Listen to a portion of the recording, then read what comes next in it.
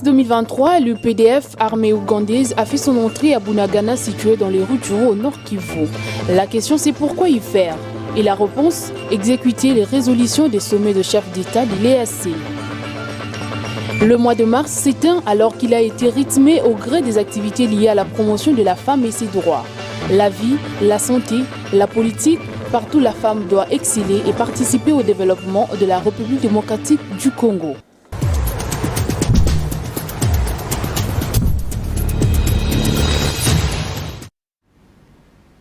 Une fois de plus, bienvenue à ce journal, mesdames, messieurs. Après une semaine de remaniement, la nouvelle équipe gouvernementale s'est réunie en Conseil des ministres ce vendredi 31 mars 2023 à la Cité de l'Union africaine, autour du président de la République, le Félix-Antoine Tshisekedi. Ils se sont retrouvés, le Premier ministre Jean-Michel Sama Lukonde et les 58 membres du gouvernement récemment nommés ou reconduits. La 92e réunion du Conseil des ministres a débuté par la communication du président de la République qui a fait part de ses attentes et missions assignées à cette équipe. Le réaménagement du gouvernement est intervenu dans un contexte particulier marqué par l'agression rwandaise dans l'est de la République démocratique du Congo et la préparation des échéances électorales de décembre 2023. Le Premier ministre Jean-Michel Sama Lukonde a salué les courages et l'implication de femmes de la primature dans les combats pour une éducation numérique et égalitaire à l'occasion de la cérémonie de la clôture du mois de mars dédié aux droits de la femme organisée le 30 mars 2023 à la primature. Suivez en images. À l'occasion de la clôture du mois dédié aux droits de la femme à travers le monde, le Premier ministre Jean-Michel Sama Lukonde Kyenge a communié jeudi 30 mars dans la soirée avec les femmes de la primature, notamment celles issues de son cabinet, du secrétariat général et de tous les services rattachés à la primature. L'activité s'est déroulée au jardin de premier en présence du directeur de cabinet et ses adjoints, des conseillers et du secrétariat général de la primature.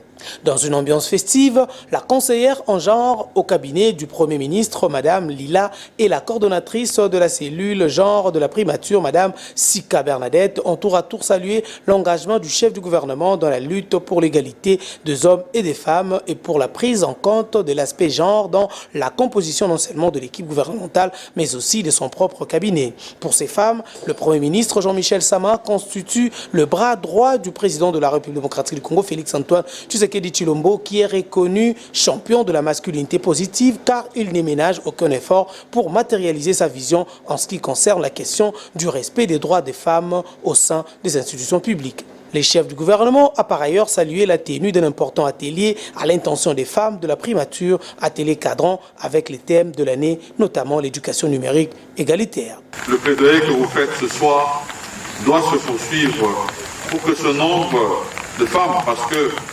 ici, je peux le dire, successivement, nous avons une fois de plus l'un des gouvernements les plus genrés de la République démocratique du Congo depuis 1960. À toutes ces femmes qui ont intégré le gouvernement, je leur demande de continuer à travailler pour la matérialisation de la vision du chef de l'État. Signalons que cette importante activité a été sanctionnée par un échange de cadeaux entre le Premier ministre Jean-Michel Sama Lukonde et les femmes de la primature. La soirée s'est terminée autour d'un cocktail offert aux femmes. 45 femmes entrepreneurs formées par l'INES et CAFCO sont les guides de ONU Femmes dans le cadre du projet d'appui au développement des micro, petites et moyennes entreprises. Ont reçu ce vendredi 31 mars 2023 des téléphones Android pour alimenter la base des données du gouvernement et disséminer les lois favorables à l'entrepreneuriat féminin. Le tout s'est déroulé à la paroisse Notre-Dame de Fatima. Polydor Ngaziami et Juzan Belebele nous en disent plus. Après avoir suivi une formation organisée par ONU Femmes sur comment alimenter la base de données et comment disséminer la loi en faveur de l'entrepreneuriat féminin, 45 bénéficiaires, constitués essentiellement des femmes entrepreneurs, ont reçu des téléphones Android dans le cadre du projet d'appui au développement des micro, petites et moyennes entreprises, pas d'MPME. Avant la réception de ces instruments de travail, ces bénéficiaires ont été entretenus par l'Institut national des statistiques et le CAFCO, partenaire de ONU Femmes, sur le bien fondé de cette démarche. Aujourd'hui, si nous recevons les téléphones, parce que nous avons une application qui nous permet de localiser les femmes de plusieurs associations et aussi pour pouvoir faire la dissémination de lois de la femme sur l'entrepreneuriat et que toutes ces femmes soient connues au niveau du gouvernement. Et au travers de ces téléphones, nous allons travailler avec toutes les femmes et nous allons nous rendre sur le lieu de production, là où se trouve leur entreprise, parce qu'ils seront à mesure, au travers de ces téléphones, ils seront à mesure de vous localiser votre adresse maison. Il faut retenir que les encodeurs ont été formés par l'Institut national des statistiques et les sensibilisateurs par CAFCO, qui a le rôle de disséminer les lois favorables à l'entrepreneuriat féminin, activité qui se fera désormais par digitalisation. Les téléphones distribués sont propriété du gouvernement congolais. Ils seront restitués plus tard après avoir servi à l'alimentation de la banque des données sur les activités des femmes entrepreneurs et à l'assimilation des lois favorables à l'entrepreneuriat des femmes. Car chaque bénéficiaire a signé un acte d'engagement qui l'y oblige. Le mois de mars s'est clôturé aujourd'hui, 31 mars, et à cette occasion, la présidente de la Ligue de femmes du leadership gouvernance pour le développement LGD en sigle, Christelle Kalula, a parlé en quelques mots le déroulement des activités qu'elle a eu à organiser pendant cette période. Elle est au micro de Géline Lingele et Ig Moussangilai. En fait, durant le mois de mars, nous avons organisé un atelier à laquelle nous avons rassemblé tous les mamans pour échanger en ce qui nous concerne, parce qu'aujourd'hui, c'est la femme qui donne naissance, la femme a le pouvoir de prêter, donner la vie. Et en cet échange, nous avons essayé de conscientiser la femme à laquelle qu'elle puisse se prendre en charge et qu'elle puisse être capable de faire de choses dans l'avenir. Parce qu'il y a de ceux-là qui entendent parler de ce sujet mais ne savent pas s'adapter. Et nous avons recouru à des formations à laquelle la femme soit capable de s'adapter au sujet. Et je crois qu'avec notre dynamisme, on fera le nécessaire pour que la femme soit représentée dans ces sujets. Mon apport est que je suis premièrement femme et j'aimerais apporter mon aide, apporter ma voix. Donc je pense que je ferai appel aussi à d'autres femmes ambitieuses, en leur convainquant que ce n'est pas quelque chose d'extraordinaire, parce qu'aujourd'hui nous voulons que les choses changent. Et pour ce que ça se fasse, il faudra qu'on commence d'abord par nous engager. Donc j'appelle à toutes les femmes de faire comme nous, parce que nous avons besoin d'un appui, une grande représentativité de femmes au sein de postes de décision. Access Bank RDC a procédé le jeudi 30 mars 2023 au club des aviateurs Andolo à la remise des dons aux femmes militaires de la force aérienne dans le cadre de ces activités sociales et de la clôture du mois de la femme. Africa Mujinga pour la suite. Conduite par son directeur commercial, la délégation d'Access Bank RDC a remis des dons aux épouses des militaires de la force aérienne réunis au sein du regroupement des épouses militaires de la force aérienne le jeudi 30 mars 2023 au club des aviateurs Andolo dans la commune de Barumbu. Ces gestes interviennent dans le cadre de la clôture du mois de la femme. Dans les lots des vivres et non-vivres remis, l'on pouvait compter 15 machines à coudre manuelles et électriques pour pouvoir renforcer leur capacité à travers la formation, des pagnes, des chaises et tables pour l'école maternelle, des gobelets, des sacs de semoule, un fond, des bassins et abonnements des livraisons de pain dans une boulangerie de la place octroyée à 30 femmes. Tout cela permettra aux bénéficiaires qui n'ont pas d'emploi à se constituer un fonds de démarrage pour l'exercice du petit commerce. Il est dans notre culture de chaque année faire une action sociale que nous appelons une contribution de la compagnie à l'amélioration des conditions sociales de la population. C'est la première idée. Et cette idée est faite du fait que tous les agents de la banque se cotisent, réunissent un fonds et ont choisi un projet, une association à laquelle nous apportons notre contribution. Alors, nous avons déjà fait des actions pareilles dans le passé. Nous avons notamment réhabilité la salle d'opération de des cliniques universitaires de l'université de Kinshasa. en son temps. Et cette fois, avec tous les amis, nous avions donc jugé de bon d'aller trouver une association. Et dans le contexte actuel que traverse le pays, nous avons appris qu'il y avait une association des femmes des militaires. Et nous avons donc saisi l'opportunité de pouvoir les rencontrer et de pouvoir faire cette action sociale cette fois à eux. Donc voilà un peu ce qui a motivé cette activité d'aujourd'hui.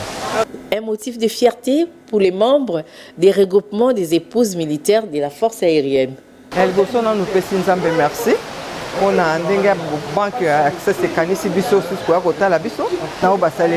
Access Bank RDC promet de devenir désormais l'ambassadeur de cette structure en l'incluant dans sa vision de 2023. L'Association nationale des institutions des microfinances a procédé ce vendredi 31 mars 2023 à la remise des dons à la maternité de l'hôpital général de référence d'Ingaba situé sur l'avenue Kianza. Plus de détails avec Patrick Borel-Mukendi et Sélé Mbayabo. Lits, matelas d'accouchement et bandes hygiéniques sont les dons remis à l'équipe médicale de la maternité de l'hôpital général de référence d'Ingaba par les membres de l'Association nationale des institutions des microfinances en RDC vendredi 31 mars 2023 dans les cadres de la clôture du mois de mars. Le médecin directeur de l'hôpital général de référence d'Ingaba, Tantou Mafuta Noël, a remercié les donateurs. L'hôpital avait un peu de difficultés aussi du point de vue la prise en charge. Parce que l'hôpital est en train de prendre un peu l'ampleur, la population y fréquente. On manquait aussi quelque chose comme matériel, surtout en gynéco-obstétrique, parce que notre hôpital a la vocation mère et enfant. Nous remercions sincèrement l'association de microfinance du Congo. C'est modeste certes, mais c'est une action sociale. Nous voulons plus de sang, nous voulons aller vers les femmes démunies. C'est pourquoi nous avons choisi cette rayon, la maternité mère et enfant d'Ingaba, pour faire un don. Nous avons prévu des matelas pour la maternité, des serviettes hygiéniques ainsi que les lits d'accouchement pour mettre à ces centres mère et enfant d'Ingaba. Les corps soignants ont été aussi sensibilisés sur l'éducation financière. Nous avons parlé de la digitalisation de la femme. Comme nous l'avons dit, donc aujourd'hui sans le digital, il n'y a pas d'avancement. Donc nous avons sensibilisé les mamans, les femmes, à l'épargne. La cérémonie a pris fin par une visite guidée de l'établissement sanitaire, particulièrement la maternité. Plus de 5 000 victimes de violences sexuelles et celles basées sur le genre ont été prises en charge par l'hôpital Hill Africa depuis 2019 jusqu'à présent.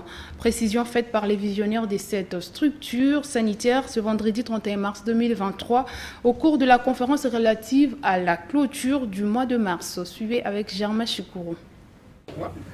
Pas aujourd'hui. C'est en réponse à la lutte contre les violences sexuelles et celles basées sur le genre dans la province Nord Kivu, à Goma, Lubero et à Mabalako que l'hôpital Hill Africa, dans son projet PRVBG, appuyé par Fonds social de la République, a accompagné plus de 5 000 victimes de violences basées sur le genre au Nord Kivu, signale les responsables des projets de Hill Africa ce vendredi 31 mars 2023 devant le chevalier de la plume.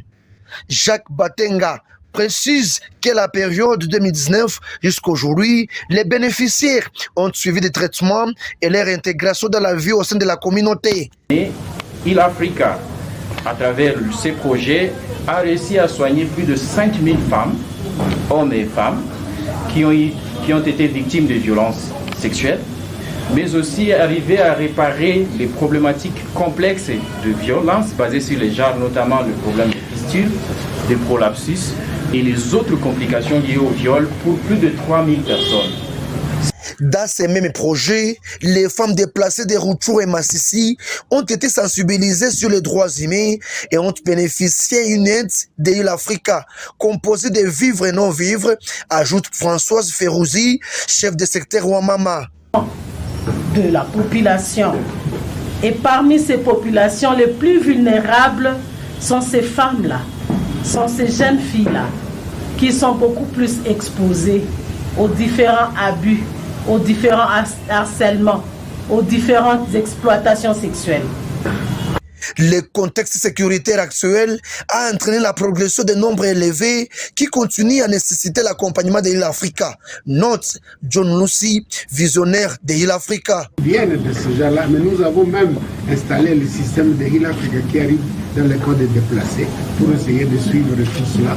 Et nous avons clairement l'envie de dire partout il y a la guerre, c'est cela qui est le problème justement. L'abus sexuel et la vulnérabilité des femmes et des enfants. Alors il y en a beaucoup ici. Par cette même occasion, l'hôpital Hill Africa a clôturé le mois de la femme durant les cultes dont le prédicateur a mis l'accent sur les valeurs d'un chrétien à la suite de Jésus-Christ. Comment est-ce que Barrick a célébré le mois de mars dédié à la femme? À Dogodourba, nous sommes là dans la province de Haut-Touélé. La femme a été vantée au sein de l'entreprise de l'exploitation de l'or. Suivez en image. En RDC, la contrée de Dogodourba dans les Haut-Touélé, située à plus de 2000 km de Kinshasa, passe pour être un périmètre d'expression des talents féminins. Le mois de mars 2023 a été une belle opportunité pour laisser couler l'expression de leur savoir-faire. Assises les unes aux côtés des autres, ces femmes qui, ingénieurs, géologues, topologues, médecins, chimistes, machinistes, gestionnaires des personnels, etc., ont magnifié la femme congolaise en général. Barrick a aussi célébré la femme, symbole des valeurs positives et gardienne des celles éprouvées en RDC. Ces femmes ont réfléchi sur les rôles qu'elles sont appelées à jouer pour booster le secteur minier avant de fêter. Prenons la parole, la directrice des ressources humaines de Kibali Gold Mines, Lucie Kikadi, femme émancipée, a motivé ses collègues et autres convives venus célébrer la femme sur les droits de la femme qui part bien sûr du droit à la vie et une série infinie notamment le droit de dénoncer toute forme d'inégalité, mais à promouvoir ses talents, son potentiel au sein de la société. Occasion pour écouter la sénatrice Mungwanjo, qui a, elle, planché sur la gestion du travail bien fait pour relever le défi en RDC. Visiblement, les talents sont en foison en RDC. Partenaires des Kibali Gold Mines, les dames se sont engagées à choisir les ambassadrices afin de mieux canaliser leurs desiderata auprès des différents responsables de cette entreprise d'exploitation aurifère. Célébré au monde sous les thèmes pour un monde digital inclusif, innovation et technique pour l'égalité des sexes, la journée internationale de droits de la femme pour l'année 2023 a été célébrée en République démocratique du Congo sous le thème l'éducation numérique égalitaire pour la paix et l'autonomisation de femmes et filles en République démocratique du Congo. Suivez avec Sylvie Fortuné-Boula qui nous en parle sur la clôture du mois de mars dédié à la femme. Éducation numérique égalitaire pour la paix et l'autonomisation de femmes et de filles en République démocratique du Congo. C'est sous ces thèmes que la République démocratique du Congo a célébré la journée internationale de la femme pendant le mois de mars. Déterminés à faire valoir leurs droits et aussi à remplir leurs obligations dans la société, les foyers et la famille, les femmes se sont déployées sur l'ensemble du pays. Elles ont pris part aux différentes conférences, ateliers et autres manifestations culturelles et festives pour expliquer aux autres la nécessité ou encore l'importance de la journée du 8 mars dédiée à la femme dans le monde. Les activistes de droits de la femme sont longuement revenus sur l'autonomisation des femmes qui du reste est essentielle pour son épanouissement dans la société. Car l'autonomisation est un outil indispensable, facteur de paix et de progrès social, économique et environnemental. Une femme autonome apprend à vivre pleinement et toujours plus consciemment. Elle apprend à se débarrasser des enveloppes qui l'emprisonnent par son savoir-faire. L'accent a été mis cette année sur l'éducation numérique, d'où une prise de conscience des femmes des différents secteurs d'améliorer leurs connaissances sur l'informatique qui est devenue incontournable. Pendant le mois de mars, mois dédié à la femme, le remaniement du gouvernement attendu est arrivé en RDC. Des femmes sont représentées dans l'équipe Sama 2, bien que le quota n'a pas été toujours respecté. Des femmes ministres d'État, ministres délégués et vice-ministres. Dans le rang de vice-premier ministre, aucune femme. C'est que l'on peut dire, les femmes sont représentées dans les institutions du pays, la jeune fille a accès à l'école, dans les grandes villes, mais d'autres encore font face aux barrières socio-culturelles. Des pesanteurs réelles qui empêchent la femme d'être totalement épanouie sont toujours d'actualité en République démocratique du Congo. La femme, considérée comme la gardienne du temple, doit rester éveillée, debout, compétitive dans cette communauté pour jouir pleinement de ses droits. L'homme qui restera son éternel partenaire doit s'imprégner et s'approprier du concept de la masculinité positive pour évoluer dans un monde genré et embelli. Changeons des chapitres. Ouvert jeudi 30 mars 2023, la 17e conférence des bâtonniers des différents barreaux de la République démocratique du Congo à Mwanda dans la province du Congo central. Ces assises de 2 jours ont été convoquées dans l'objectif de pouvoir discuter les questions liées au fonctionnement des barreaux de la RDC. Suivez avec plus de détails avec Carlis Kalwangila. Ils sont venus de tous les 4 coins du pays, les bâtonniers en exercice et honoraires, le membre du Conseil de l'Ordre des avocats, de différents barreaux de la République démocratique du Congo se retrouvent ici depuis la cité côtière à Mwanda, dans la province du Congo central, où ils prennent part aux assises marquant la 17e conférence des bâtonniers de la RDC, organisée par le barreau national de l'Ordre des avocats. Dans son mot de bienvenue, le bâtonnier du barreau du Congo central, Maître Chérine Louzaïssou, en tant que hôte de ces assises, a tout d'abord remercié le bâtonnier national pour les choix portés à la province du Congo central, qui abrite cette 17e conférence et assemblée générale ordinaire de bâtonniers de la RDC. L'occasion pour le bâtonnier du barreau du Congo central de présenter l'organisation judiciaire de la province qui abrite son barreau. Sur le plan de l'organisation judiciaire, la province compte une cour d'appel qui fait office de la cour administrative d'appel, une cour militaire, 5 tribunaux de grande instance à Matadi, Boma, Tchéla, Mbanzangungu et Bissandou, 2 tribunaux de commerce, 2 tribunaux du travail, 5 tribunaux de garnison militaire, 12 tribunaux de paix ainsi que les parquets plus des juridictions et 3 tribunaux pour enfants. Nous disons simplement, Ngizulu Yakote, Louise Apoué Mouyenge, vous êtes chez vous, dans la terre de Simon Kimbaru, de Kimpavita, la terre de Joseph Kassavoulou. Au la main, la 17e conférence des bâtonniers, ainsi que l'Assemblée générale de l'Ordre national des avocats.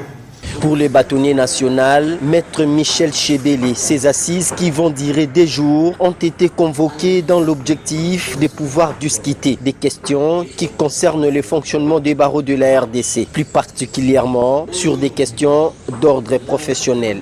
Les représentants des différents barreaux de la République démocratique du Congo, ici réunis, examinent différentes questions d'ordre professionnel, dont celles relatives à l'accès et à l'exercice de la profession d'avocat, à la discipline au sein du corps et au bon fonctionnement des barreaux.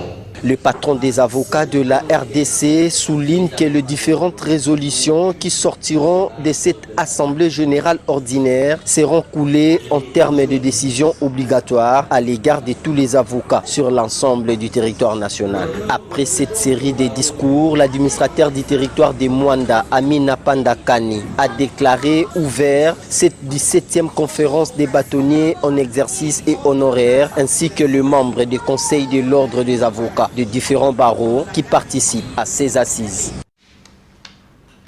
L'armée UPDF de l'Ouganda a fait son entrée officielle ce vendredi 31 mars 2023 à Bunagana, au nord Kivu. La mission de cette force est en exécution des résolutions du sommet de chefs d'État de l'EAC dans l'est de la République démocratique du Congo. Germain Chikourou. C'est après des tractations entre l'équipe du commandement de la force régionale de l'EAC et les rebelles rwandais du M23 qui ont pris plus de 2 jours que l'armée UPDF de l'Ouganda a reçu l'autorisation du M23 de fouler les sols de Bunagana ce vendredi dans les avant-midi en territoire de Rutshuru. Au poste frontalier congolo-ougandais, la force spéciale de Yoweri Kaguta Museveni a été reçue par John Nyaga, commandant des forces de l'EAC. L'entrée de l'armée ougandaise et la mise en œuvre des résolutions des sommets des chefs d'État de l'EAC sur la stabilisation de la partie est du pays. John Nyaga a rassuré la population de Rutshuru sur le processus de rétablissement de la paix et le retrait progressif des rebelles rwandais du M23. La population du Nord Kivu n'a jamais fait confiance à la force régionale de l'EAC que jusque-là, elle ne parvient pas à conquérir les zones sous occupation des rebelles rwandais du M23. Et l'ennemi aujourd'hui refuse de céder les espaces qui sont sous son Les prévenus colonel Bruno Mopepe, ancien chef de service des renseignements généraux de la PNC et ville de Kinshasa, a été déclaré coupable de l'infraction de torture aggravée ayant entraîné la mort. La haute cour militaire l'a aussi destitué des rangs de la police. Le capitaine Chongo Morgan, lui, a été acquitté et renvoyé de toute fin des poursuites. Suivez avec Sylvain Kapombo-Bosengele.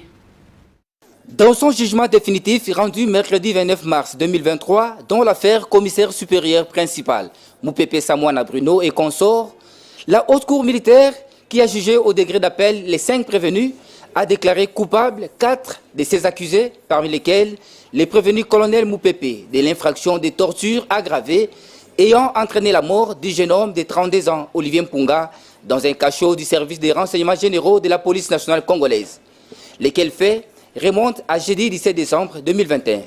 Déclare recevable et fondé l'appel de Chongo Onawe, statuant à nouveau faisant ce que je voudrais faire. Le premier juge réforme totalement son œuvre. Ce qu'il a condamné pour l'infraction de violation des consignes mise à sa charge. Déclare celle-ci, donc, cette infraction de violation des consignes non établie. Et applique le prévenu et ses chefs. Le renvoi de fin de toute poursuite est sans fait. Parmi les 4 condamnés à la peine de servitude pénale à perpétuité, 2 ont été destitués de la police et 2 autres dégradés. La haute cour militaire condamne chacun au paiement des frais de la présente instance évaluée à 150 000 francs congolais payables dans 30 jours, récupérables par 30 jours, 90 jours de contrainte par corps, cas de non-paiement dans ce délai établi. L'appel de la partie civile constituée dans cette cause a été déclaré recevable et fondé, d'où la condamnation des prévenus en solidarité avec l'État congolais au paiement des dommages et intérêts. Statuant à nouveau et faisant ce qu'on lui dit faire le premier juge, réforme son œuvre, ce qu'il a mis l'État congolais hors cause. Et condamne le solidum avec mon pépé Samouani, Zita Mananga, Crispin, Jamassi, lui, Moukoko et Mouchaba a payé à la partie civile la somme équivalente en francs congolais de 30 000 $. Les familles des prévenus venus assister à cette audience du prononcé des verdicts n'ont pas pu retenir leurs larmes après la forte décision rendue par la haute cour militaire.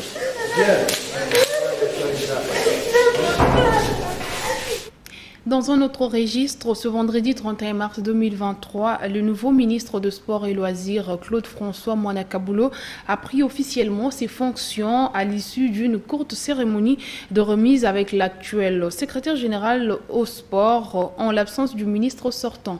Papi Katassi nous donne plus de détails.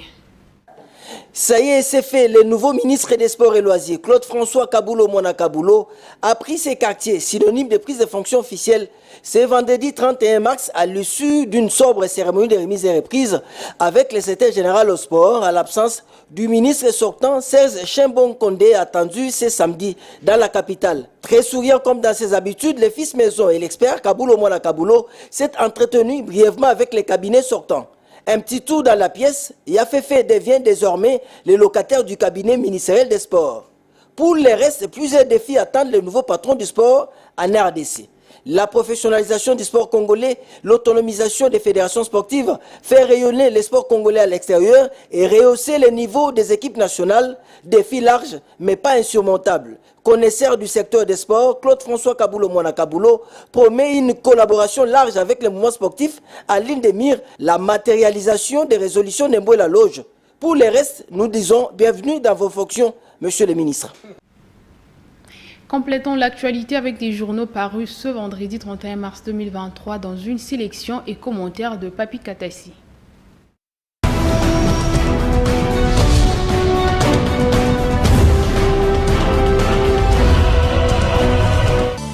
À l'entame de la revue de presse qui clôture le mois de mars 2023, plusieurs sujets d'actualité dominent les parutions dans la capitale. Peter Kazadi et Jean-Pierre Bemba ont assisté à leur première réunion du Conseil de sécurité, pointe le média en ligne cumular.cd. À lire dans ces médias en ligne, il s'agit d'une pratique instituée par le Premier ministre qui consiste à informer la représentation nationale à travers sa commission de défense et sécurité. La communication du Premier ministre a tourné autour d'un certain nombre d'informations qui seront mises à la disposition des élus du peuple. Par ailleurs, notre confrère poursuit, c'est une première réunion de sécurité à laquelle les deux vice-premiers ministres nouvellement nommés et installés ont pris part. C'est là 24 heures seulement après la cérémonie de remise et reprise avec leurs prédécesseurs. Autre chapitre, l'Église catholique dit non à la loi Tchani, pointe le bi-hebdomadaire. L'information générale, ouragan. Pour notre confrère, l'archevêque de Kinshasa est un berger qui voit loin. Déjà le samedi 10 juillet 2021, le cardinal Fridolin Ambongo, archevêque de Kinshasa qui présidait la messe d'installation de Monseigneur Fulgence Mouteba, archevêque de Lumbashi, avait fortement dénoncé la proposition de loi controversée sur la nationalité congolaise. Avec le nouvel archevêque, je vous exhorte à résister aux discours de haine et aux initiatives qui excluent et divisent le peuple de Dieu, renforçant ainsi la méfiance entre les communautés, avait fustigé Fridolin cardinal Ambongo Bensungu, conclut notre confrère. Abordant le même chapitre, la Cinco inquiète pour la cohésion nationale dénonce la loi Tchani, pointe les tirs de monnaie panafricain l'Afrique, Africa News.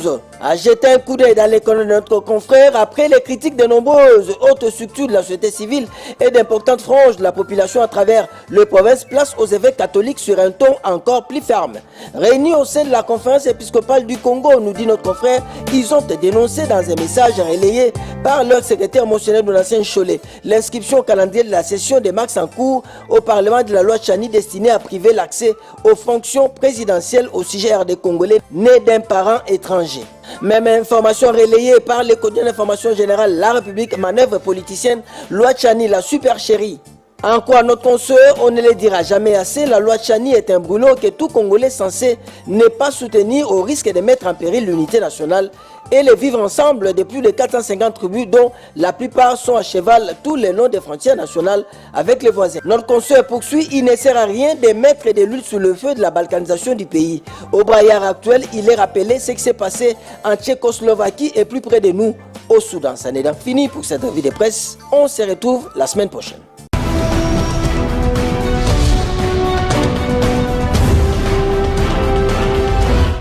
C'est la fin de ce journal, mesdames, messieurs, mais avant de nous séparer, prenons le rappel des titres.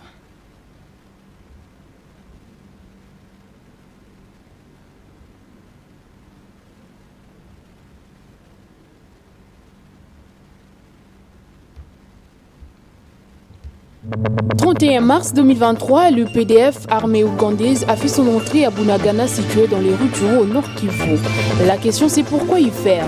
Et la réponse, exécuter les résolutions des sommets de chefs d'État de l'EAC. Le mois de mars s'éteint alors qu'il a été rythmé au gré des activités liées à la promotion de la femme et ses droits. La vie, la santé, la politique, partout la femme doit exceller et participer au développement de la République démocratique du Congo.